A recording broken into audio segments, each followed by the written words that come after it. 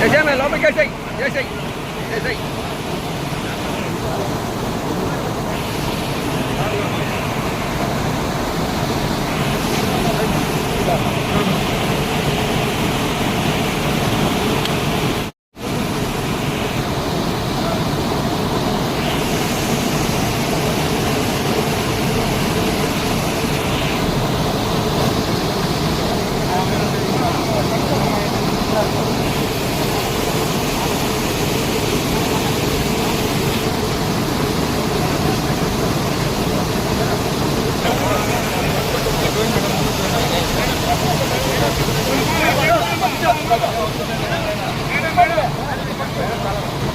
Ma'am madam ఇటు చూడండి madam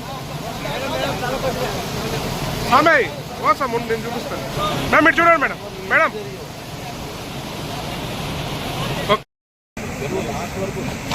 okay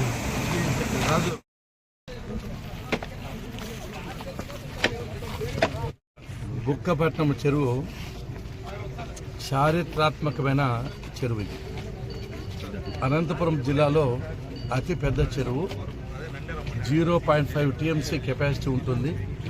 ప్రత్యక్షంగా పరోక్షంగా 10,000 ఎకరాలకు ఆయకట్టు సాగులోకి వచ్చేదానికి అవకాశం ఉంది చెరువు. ఈ చెరువు మీద తెలుగుదేశం పార్టీ ప్రభుత్వము చాలాసార్లు ప్రత్యేకమైన శ్రద్ధ తీసుకున్నాం. ఈ హంద్రీ నివాతో దాదాపుగా 3 సార్లు కరువు కాలంలో కష్టకాలంలో నింపడం జరిగింది. రైతులు కూడా పంటలు పెట్టుకోవడం జరిగింది. తర్వాత వచ్చిన ప్రభుత్వాలు దీని మీద పెద్ద కాన్సన్ట్రేట్ చేయలేదు. కానీ వాళ్ళు చేసిన పనుల్లో ఈ శిలాఫలకాన్ని పగలగొట్టడమే, అంతకంటే గొప్ప పని చేయలేదు. తిరిగి మనం అధికారంలోకి వచ్చాము. ఇప్పుడు రైతులకు పంటలకు నీళ్ళు ఇచ్చాము. తొందరలోని ఏ నీళ్ళు పోతాయో నీళ్ళు కూడా హంద్రీ నివాకాల ద్వారా నింపి చెరువును సంపూర్ణంగా ఉండేట్టు కాపాడుతాం చెరువును. అదేవిధంగా ఈ చెరువుకు చేయవలసిన కార్యక్రమాలు చాలా ఉన్నాయి. ఈ స్ట్రెంథనింగ్ ఆఫ్ బండ్ చేయడము, ఈ జంగల్ క్లియరెన్స్ చేయడము, తర్వాత ఆ వెంకటరమణ స్వామి దేవాలయానికి దారి తీవాలని చెప్పి గతంలో చంద్రబాబు నాయుడు సారే ప్రామిస్ చేశాడు. దాన్ని కంప్లీట్ చేయడము, దీన్ని కూడా టూరిజం ప్రాజెక్టుగా తీసుకొని ఆల్రెడీ బోట్లు వచ్చాయి. దీన్ని ఏ విధంగా చేయాలి, వీలు పడితే మధ్యలో స్వామి యొక్క విగ్రహం కూడా ఒకటి పెట్టాలి అనే ఆలోచనతో ఉన్నాము. హుస్సేన్ సాగర్ ఏ విధంగా ఉందో ఆ విధంగా దీన్ని మార్పు చేయాలని ప్రయత్నం చేస్తున్నాం. తప్పకోకుండా అన్ని విధాలుగా మీరు మా మీద నమ్మకం ఉంచారు, విశ్వాసం ఉంచారు, గౌరవం ఉంచారు. కాబట్టి ఇన్ని ఏళ్ళుగా మమ్మల్ని ఎమ్మెల్యే చేస్తున్నారు. కాబట్టి తప్పనిసరిగా మీ అందరూ రుణం తీర్చుకుంటాము.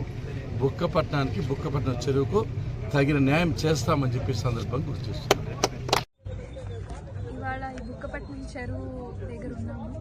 చాలా ఆనందంగా ఉంది. నీళ్లు ఇంత ఫుల్గా ఉన్నాయి అంటే అది కేవలం టీడీపీ ప్రభుత్వానికి మాత్రమే సాధ్యమైంది అనే చెప్పుకోవాలి. గత 5 సంవత్సరాలకు ముందు మనం చూసాం ఈ చెరువు నిండిండేది. అప్పట్లో ఎలక్షన్ ప్రచారానికి వచ్చినప్పుడు అందరూ ఎలక్షన్ టైంలో చెనక్కాయలు ఒలుస్తున్నారు. కానీ గత 5 సంవత్సరాల్లో అలా పంట పెట్టిండేది నేను చూడలేదు. సరిగ్గా వీళ్ళకి పంట వచ్చి చేతికి ఏదన్నా ఆదాయం వచ్చిండేది కూడా మనం ఎక్కడా కూడా చూడలేదు. కానీ టీడీపీ ప్రభుత్వం ప్రతి ఒక్క ఇరిగేషన్ ప్రాజెక్ట్ని ముందుకు తీసుకెళ్లాలని చాలా గొప్పగా ఇరిగేషన్కి మాత్రమే దాదాపు 16,000 కోట్లు దీనికి కేటాయించడం జరిగింది. అన్ని ఇరిగేషన్ ప్రాజెక్టులకి ఖచ్చితంగా అన్ని ప్రాజెక్టులు మంచిగా ముందుకొచ్చి ప్రతి ఒక్క రైతుకి ప్రతి ఒక్క ఎకరా భూమికి కూడా నీళ్ళు అందేలా చూస్తారు అనే నమ్మకం అయితే నాకుంది. చంద్రబాబు నాయుడు గారు విజన్ అలాంటిది.